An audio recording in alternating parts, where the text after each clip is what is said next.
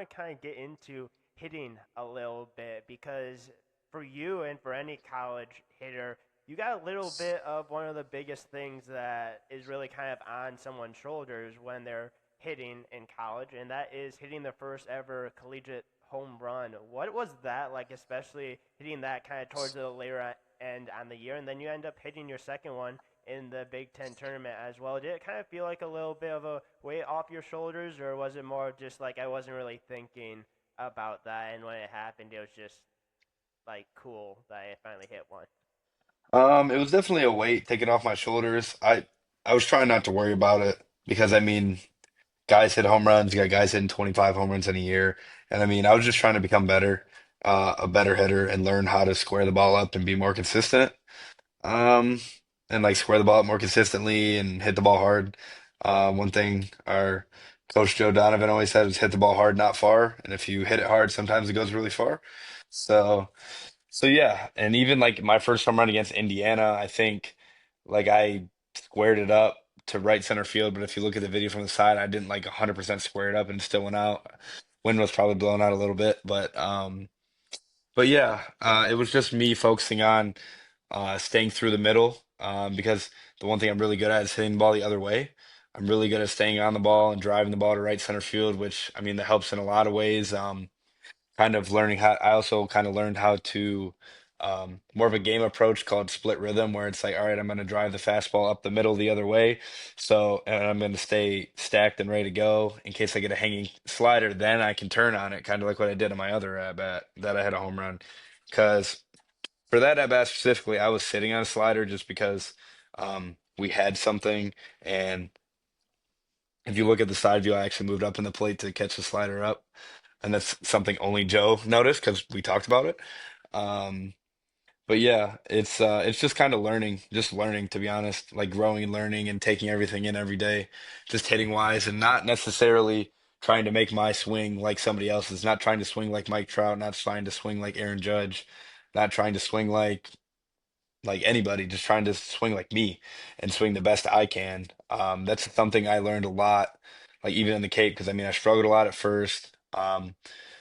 And I mean, I wasn't really controlling the things I could control. Like I wasn't like there. We have to like a catching rotation, and it's just how it is every team. It's not like I was getting screwed out of innings or anything. It's just how it is in the summer, especially with catching position. So it was like, okay, I'm gonna put the extra work in because I wasn't necessarily doing that. I'm gonna put that extra work in, figure out some things about my swing, get back to some things that I did in the college season that worked. I watched a lot of film and kind of like went back in my notebook and like, well, okay, what was I feeling? How did this go? Like things like that, and just kind of put in the work and really like put my head down and grinded. And I ended up figuring out like the last week and a half in the Cape, and it was really cool. Um, and just trying to make my swing the best it can be because I don't swing like Mitch Voigt or I don't swing like Greg Pace or any of the other guys on my team. I have a different body that moves in a different way, and just trying to learn and apply concepts to the way my swing is to make it the best it can be. And that I feel like that's something I really kind of like actually acknowledge now.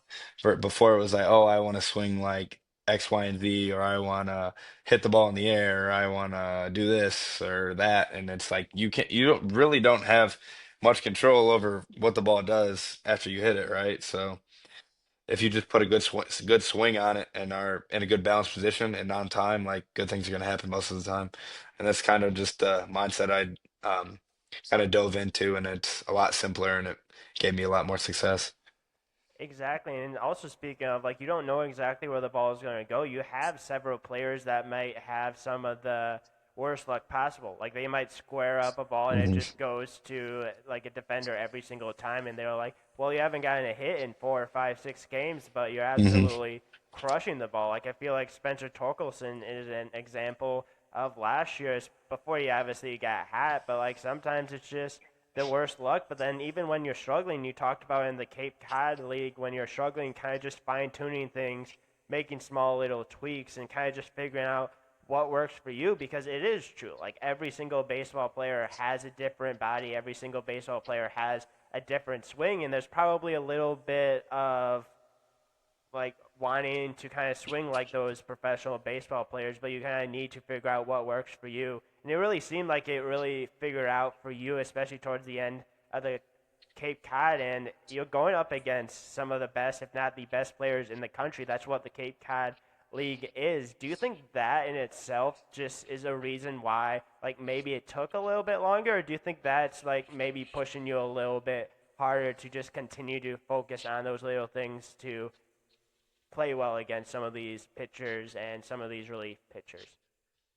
Well, in terms of like the getting going thing, like I didn't like acknowledge that time, but I didn't play for a month. Like our last game against UCLA was like May 20 something, and then my first game there was like June 8th, or our first practice there was June 8th, so that was like over a month. Um, and sure, I probably could have gotten some more live ABs, which I got a couple. I don't know, maybe if I had to do it over again, I'd play in the Northwoods for a week and a half, and get like 20, 30 at bats to get going. But no, it took me a minute just to kind of get my timing back. And then also like kind of some of that mental stuff, like it was like, all right, I'm 2 for 12 right now. And then it's okay, I'm 2 for 34 right now. Like I need to kind of figure some things out. Like, yeah, like it's not just bad luck now, like it's there's something wrong. So like I said, and that's kind of the part when I kind of dove into like I need to put some extra work in. I got on a blast motion sensor, kind of found some d data that was pretty glaring. Like I had some things that were pretty off, so I corrected those and put the work in to correct those, and then yeah, it was better. And yeah, I was, even though I was struggling, like I was squaring up a lot of balls that were just right at people, which kind of sucks too. And then shout out to Gavin Gallagher. I had like a dribbler up the middle that he ran out at second, and I got a single for it. And then yeah, so then from there, I don't know, I went like 3 for my next 5 over the next 2 games with like 3 walks and no Ks, a couple RBIs. So yeah, kind of got me going there. It was funny because the running joke on our team was if you square the ball up, you're going to be out, but if you break your bat, you're going to get ahead every time. And that was kind of it was true like for the first week because everybody was kind of getting back into it, and it seemed like every time somebody broke their bat, they were safe or they got a hit. But every time they like squared it up perfect, it was right at the center fielder, or right at the second baseman. But Yeah, which is obviously like you said, funny but also ironic yeah, as well. Like it's there's just probably baseball. yeah, it's just baseball, and it's It's just probably one of baseball. those things that like when you finally got that hit, like were you kind of like laughing at first a little bit, like you're like I can't believe like this is my first hit in a really long time when I've just been hitting the ball and barreling the ball a decent Oh amount yeah. before it. Yeah, it was like night and day because in the Big Ten tournament, I felt like I could hit anything and hit it out or hit it well.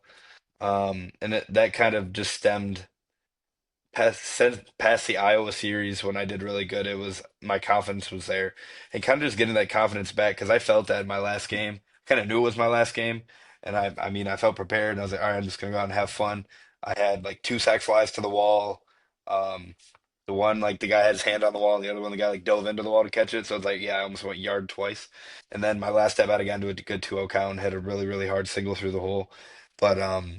But yeah, just like when I have the confidence that I'm the best player on the field, like I play like it and it shows, and I just want to be able, and that's kind of the like the mental training and like believing in myself and being aware of the language I'm telling myself, and like getting the focus off of me, and like all right, I just struck out really bad last AB. All right, I'm gonna go be a catcher, and I'm gonna make sure I know my pitcher knows what he's doing, he knows the game plan. I'm gonna check up on my infielders. How are they doing? Do they see anything on back picks? Like kind of getting outside of myself and being more about the team. It's what helps me kind of recenter. And it took me a minute to learn that because I was so focused on, oh, I'm not doing good. Like I need to, what do I need to change? What do I need to do? And it's like you don't need to change anything. You're good enough. You're more than good enough. Um, Especially towards the end of the year. But yeah, I kind of just got back to that mindset, and I always say that confidence comes in preparation. Like if you are confident in your preparation, like you'll do good. And my preparation within the last 2 weeks of like the league, I was crushing my lifts. I was um like being really disciplined, waking up, eating breakfast, getting a good lift in, hitting, getting there early to hit, things like that. And I mean, I was confident in my preparation, and you're always preparing to succeed or preparing to fail. And I feel like before it wasn't as much as preparing to succeed, it was kind of like just preparing to survive. And I mean, it wasn't working, so I had to. prepare to succeed, and I did. And I credit that a lot to my coaches in Cape Cod and kind of just talking with me and creating a plan and what are you gonna do? Like what is our daily plan gonna be?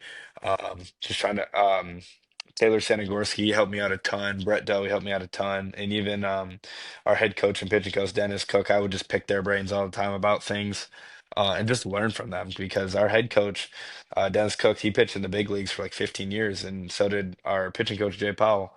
And then our other assistants, Tanner Riley, I talked to him a lot and these are all of our coaches for the Anglers in Chatham. They were awesome. I kind of just trying to be a sponge and just soak up as much as I could and learn as much as I could and things like that. But yeah, they helped me out a ton, kind of creating plans, routines, and just like learning how to play every single day and get better every single day.